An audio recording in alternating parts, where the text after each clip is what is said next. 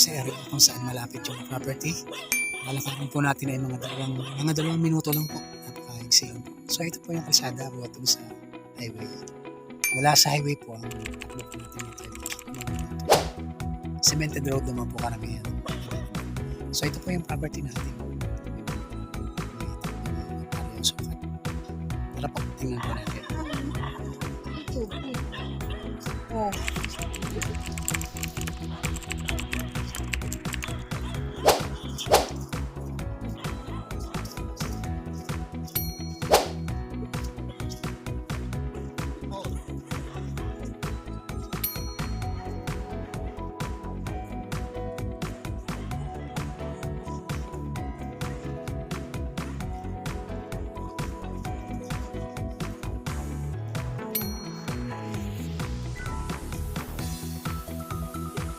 Medyo maulan po ngayon eh.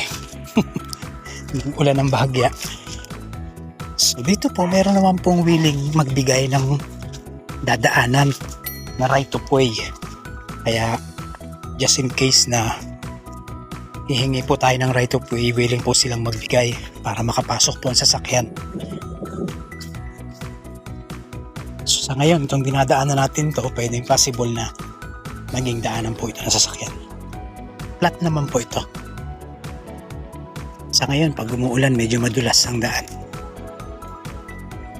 Ito na po. Ito na po tayo.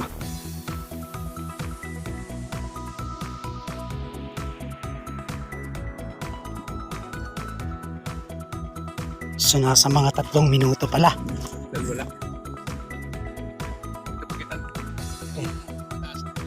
So, ito. Alabas na po ito.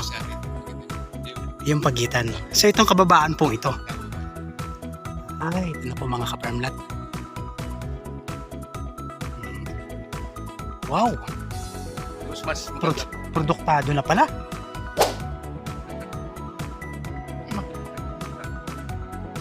So, karamihan po, ito na po kabababa ang mga niyog. Bagong tanim lang po. Pero yun po ay produktado na. Mga namumunga na po yan.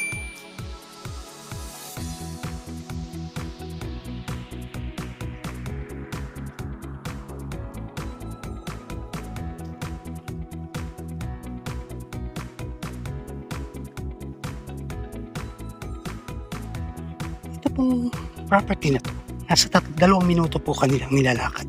Kaya lang sa ngayon, kaya tayo medyo minabot ng 3 kasi maputik po ang dinadaanan. Umulan po kasi. So ayan po, pababaan po talaga siya. Ang sitwasyon po ng lupa ay hindi naman po siya slope. Medyo pahilig lang ng konti. Pahilis lang yung lupa, posisyon.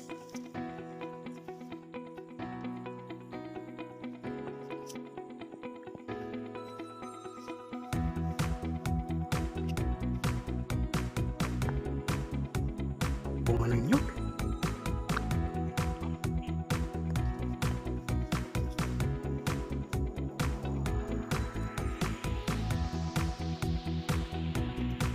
Daming niyog.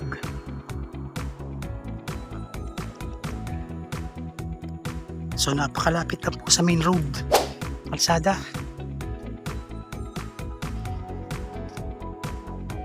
And almost flatland na rito sa areang ito.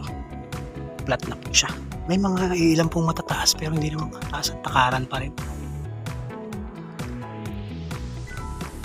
Ang tatay, ang tubig po nito, kumusta kaya?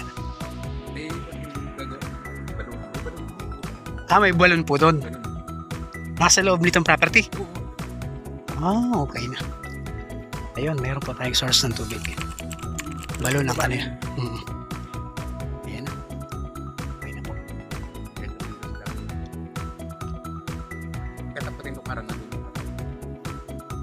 Dito tatay, sino pong nakatira? Wala. Okay, nilulukad lang talaga. May-ari mismo ang nilulukad.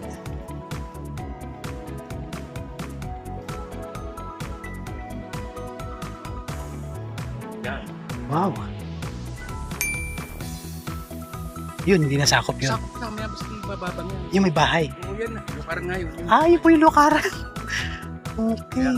Pero, kanan. Opo.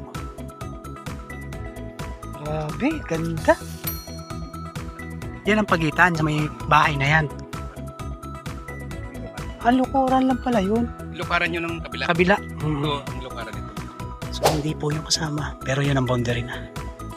Ito ang lukaran dito ng may-ari. So walang problema po kasi ang idulukad mismo yung may-ari.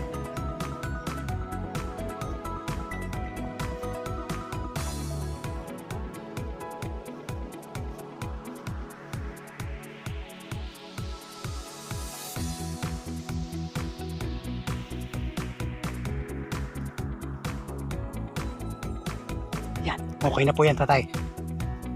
Okay na po kaya. Okay na po yan. Oo.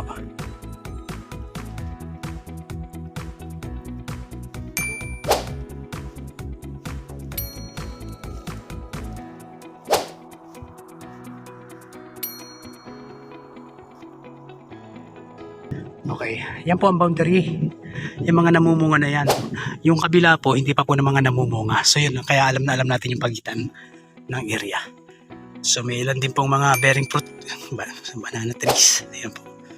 Saging. Yung lukaran, maganda na po yung lukaran, parang bahay. Kaya wala nang problema sa pwesto ng lukaran. Napakalapit lang po sa kalsada.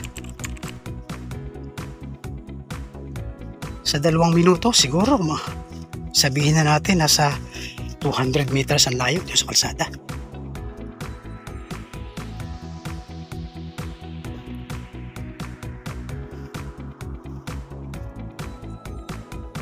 Okay. Doon po tayo dadaan ngayon sa kabila. Tingnan natin kung alin ang mas malapit. So ayan mga kaparmlat. Salamat po sa panonood nyo. Balik na po tayo. Ito po ay may sukat na nasa 3 hektarya. Kulang-kulang. Clean title po ito. Salamat po.